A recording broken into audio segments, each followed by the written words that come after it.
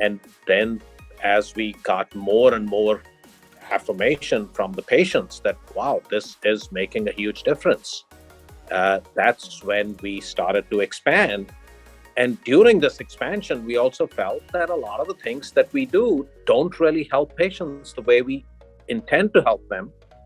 And consequently, we at that stage got into research in a big way.